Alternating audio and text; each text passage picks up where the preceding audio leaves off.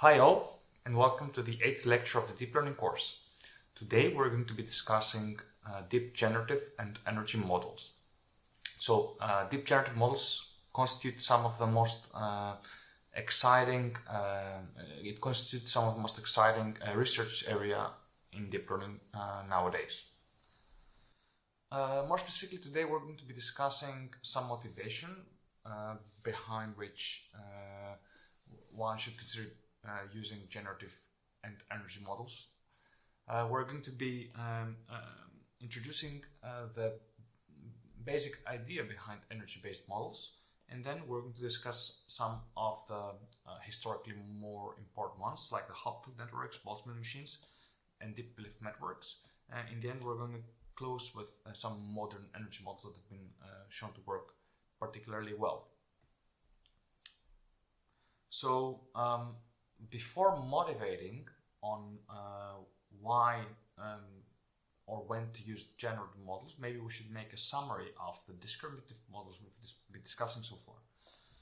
So so far we've explored mostly discriminative models, which given an individual input, they make a prediction, right? So given an image, they predict whether they contain a bicycle or a person, and this is called classification, or they can predict a score, a number, for instance, what is the IMDb score of a particular image or movie. And discriminative models typically are optimized such that they maximize the probability of individual classifications. That is, they don't really model data jointly per se. Given like an individual image, they make a prediction.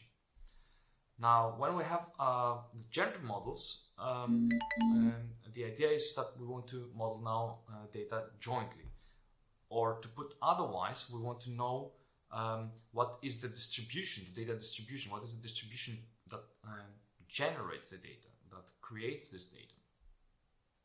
For instance, we would like to actually know what is the probability, what is the likelihood behind a particular input XA, right? We don't want to know whether XA contains a bicycle or not, but we would like to know what is the likelihood of this happening. Now, one could say that this is sort of what already happens with our standard cross-entropy loss. Well, this is not exactly entirely true, because if you consider it, softmax doesn't really tell you whether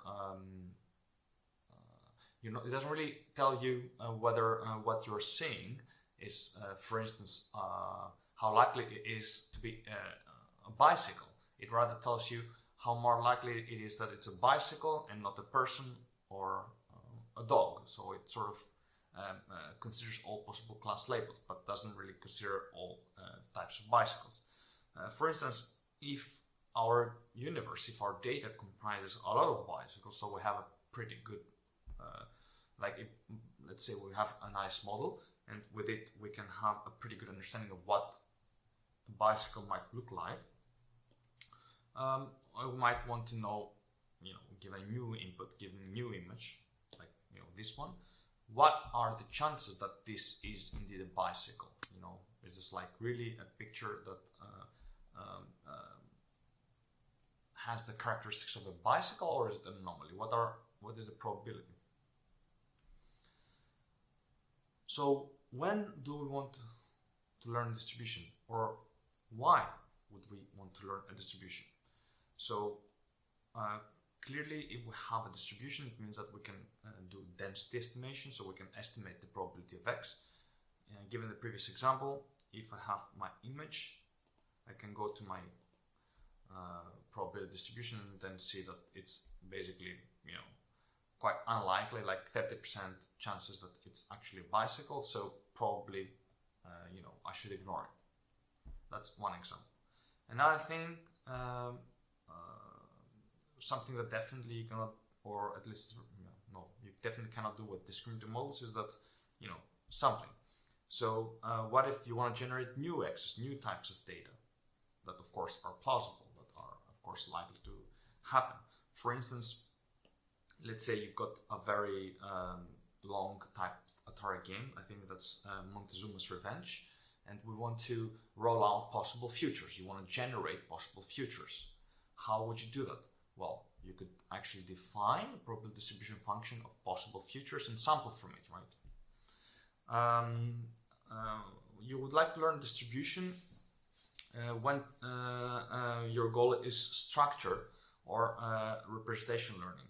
So by learning the distribution of your inputs, you can distill those features that are likely to generate these images. So you can think of these features, these latent features, as basically the generating codes that together create an object. Generative models are particularly well suited when we have, when we've got a bunch of data for which we have no annotations, no labels, and we want to pre-train our models. We want to discover structure in our data so that afterwards we can use it for downstream tasks. So for instance, we've got a bunch of labels, a bunch of images, and these are not annotated. However, we're going to really do something with discriminative learning. Next to them, we've got a few images like 10 or 20 or 50 for which we do have some labels, and we can learn classifiers. However, because they're just too little data, we cannot really train a very robust classifier. What we can do is we can use a distribution. We can use the unlabeled data to learn the distribution of the data, so get a better idea of what the data looks like, and then use these initial models as initialization, so that we continue training now with our labels. This also falls within the realm of semi-supervised learning, where basically we're given at the same time the unsupervised and the supervised data examples. With generative models, more generally speaking, we can ensure better generalization. So you can imagine that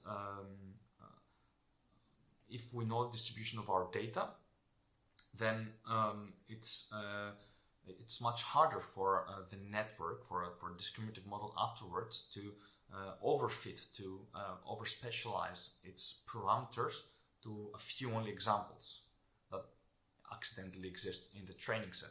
Because at the same time, the generative model, the distribution of our model, the distribution learned by our generative model has to fit any possible data. It has to give good likelihoods for any possible data, including those that are not seen. And generative models are pretty good for simulations. Before, like in the previous slide, we discussed one such case where we unroll possible futures, but in general, we might want to make simulations of what's going to happen, or of what are possible likely events. Generative models can also be used for that purpose. But generally speaking, unsupervised learning, distribution learning, is very much connected with learning structure from learning structured in an unsupervised way from your data. Now, to give you an understanding and to give you some more insight of what does it mean to actually learn a distribution, we can see this example here.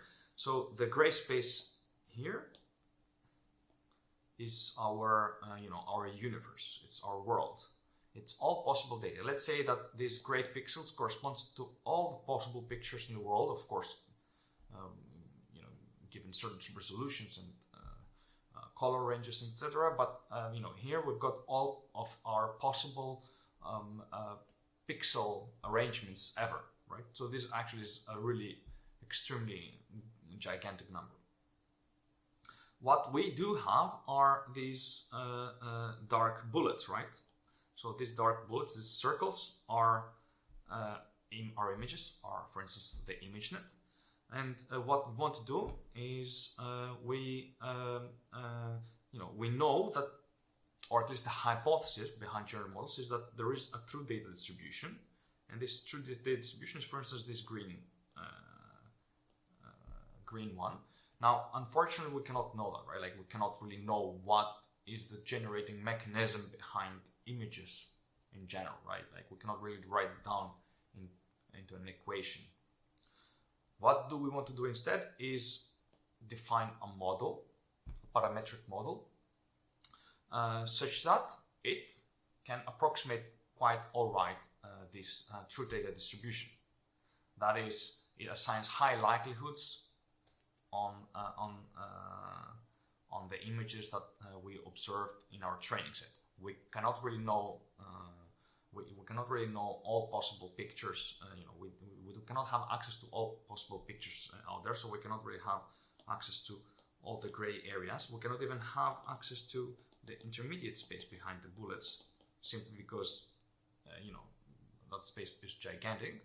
However, we can try to see whether we can fit, whether we can assign high likelihoods on the observed data, and that's exactly the point of finding the best possible approximation of a model. Now, because the best possible approximation is still an approximation, it means that it will have a certain shape that it is typically a much simpler shape than what the real distribution would be. For instance, a known shape is an ellipsoid, right? Like, we know it, it's not a distribution, it's just like as a figure of speech, right? An ellipsoid is easy to know, we know it in closed form, etc. So we can sort of rotate it, we can translate it, we can basically move it such that it sort of explains the data we have in our training set. And clearly, there are some ellipsoids that are better fits to our data than others. So, for instance, our best possible approximation, that red one here, is probably a better one. Our best possible approximation, the orange one, is probably a better one than the red one here, which only explains part of our observations. Now, our best possible approximation doesn't mean that assigns high likelihood on all data points. Some of them are missed, right? Like the ones here marked with blue. Some of them are, on the fringe, but still, like, on average, most of them are well covered. This was an interpretation in the data space. Now, in the distribution space, this would look like that. Our true distribution here is something that we want, we aspire to discovering, but it's something that we cannot really have access, right? Like, you cannot really know what it looks like. Instead, what we do know is that we can define a family of models, M.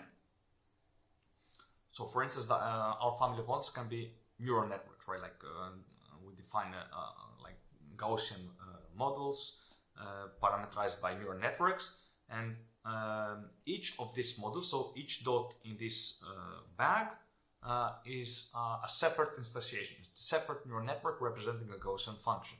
And now what we want to do is find that neural network, so that parameterization, that vector of parameters, that is as close as possible to the true distribution. Now you would ask, how can we even know what is the closest to our true distribution since we don't know what the true distribution is like? Well, that's something to discuss later. But for now, suffice it to say that basically this is our objective here. Any other approximation, it becomes another location in our bag of all possible models, and the distance of any other approximation to the true one should have should be larger than the best possible one. Now, what are the main challenges? We're interested in parametric models from that family of models here, graphically. So basically the challenges can be easily visualized in this picture. So first of all, how to pick the right family of models. Ideally we would like our family of models to actually even include the data, true data distribution. Then finding the best possible one would yield a distance of 0. Another challenge is how to know which of those models is close to the true data distribution. Or to rephrase, what is a good distance function d such that to compare two different models. Another question is how to learn or how to optimize our models from our family M. So basically, if we start from somewhere like a random location, right, like by our random initialization, we start at a random point in this bug, how do I even start getting or moving to better and better models until I arrive at my best possible model? So these are the three main challenges. And some properties for modeling distributions. Well, we want to learn these distributions since these are probabilities, right? So these are they represent, they have to be represented by probability density functions. This means that we want our model to be non-negative because probabilities cannot be negative numbers. And also we have to make sure that all our possible events that are input to our probability distribution have probabilities that sum up to 1, right? Because that's the definition of a probability. Now, summing up to 1 is basically a normalization step, and it makes sure that the predictions improve relatively. So you can think of it like that. Imagine that a scoring function tells you how good a model is. So, is this a bicycle? Like, you give a number 20 or 30 instead of 1 or 2. What would be a natural thing to have for a score function? The more, the higher the score, the more likely or the better or the more the chances is that we have a bicycle. So yeah, why not like from 20 or 30 go to 100? Now the problem is that like that the model can learn to trivially assign higher scores to all classes, right? So for instance, in this histogram you can just magnify, like scale it such that everything becomes higher, and then this trivially satisfies this objective. However, we don't want that. We want we rather want the pi to remain the same. We don't want to assign higher scores to particular inputs. We want to assign them higher likelihood compared to other inputs. So we want to have relative improvements, which forces models to make non-trivial improvements. So now we have the non-negativity as a first property that we have to satisfy. This is actually rather easy to achieve. For instance, we can say that we've got a neural network and its decisions, we're going to square them. So since the square function is always positive, then this is this first property is immediately satisfied. Instead of squaring, we can also take the exponential. Like we can take the exponential function. That's also always positive. However, the problem is that both these functions, they don't really sum up to 1. So what we can do instead is we can normalize at the same time by the total volume of the function. So basically by taking the integral of the function over all possible inputs. So this is actually simpler than it sounds. Basically, if you've got this vector 3, 1, 4, normalizing by the volume means basically you're summing up all the possible inputs, 3, 1, and 4, and dividing by that number. Examples of such distributions are, the exponential of this form, minus x minus mu squared over 2 sigma squared. Basically, the volume here is equal to the square root of 2 pi sigma squared, and this is the Gaussian distribution. And similarly, we can derive the exponential distribution. So the Gaussian distribution is the exponential of these guys here, and by computing the volume, we arrive at the actual Gaussian distribution. In general, by doing that, we must actually find convenient functions g, right? So that we can compute the integral analytically. Analytically means closed form solution, and having a closed form solution means that we don't have to numerically approximate the integral, or that can actually be very hard. Analytically means good efficiency and of course top accuracy. If we cannot ensure that, then we simply cannot guarantee that we're going to have valid probabilities, and if we cannot have valid probabilities, then we will have problems with learning, with optimizations and evaluations, as well as sampling. So probably by now you've felt why or when learning a distribution is hard. It's basically hard because of the integral. So the integral means that learning these distributions scales up very hard. So it's very hard to scale. If you can still do it with a few dimensions, but if you go to thousands of dimensions with images, that makes it very hard to compute. And it's even more so because you've got a lot of different components in your summation. So think of a 300 by 400 color image in the 0 to 256 input range. Now the number of all possible images is basically humongous. So in principle you have to assign a probability to all of them, and that is actually a pretty hard thing to do. So while it is easy to define a family of models, you can just write down the math, we still have an integral in there, which means that it's not going to be easy to sample, right? So if we cannot really know the probabilities, we cannot solve our integral analytically or otherwise, we simply don't have an easy way to compute the probabilities, and we cannot easily compute samples. And this is needed for evaluating. We cannot easily know how to optimize or how to obtain a better version of our model so that we arrive closer to the true data distribution. We've got probably problems with data efficiency, which means that we're going to have very long training times, and quite often we're going to have bad sample efficiency, and this means that you might have to draw a lot of samples, which can be detrimental to the accuracy as well as the training times. Which brings us to the next point. We saw when we want to learn distribution, so when we want to have generative models. We're going to talk now on when we should not learn a distribution.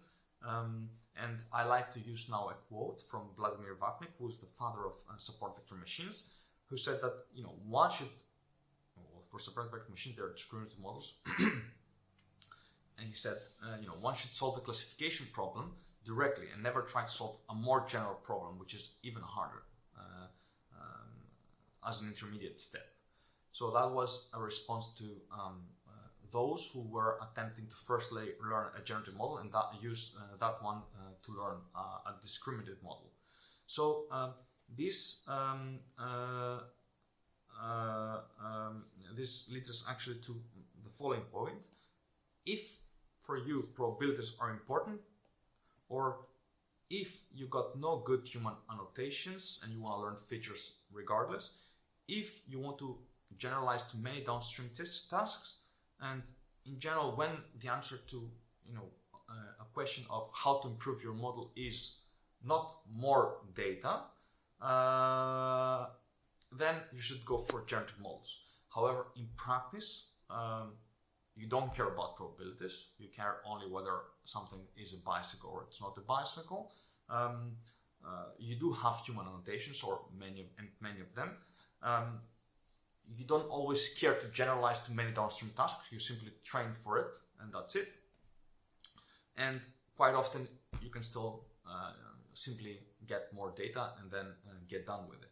So if you have a very specific task and you can get lots of data, or even enough data, and combine it with fine-tuning, and you got annotations, then you no need to make things more complicated. You stick to discriminative models.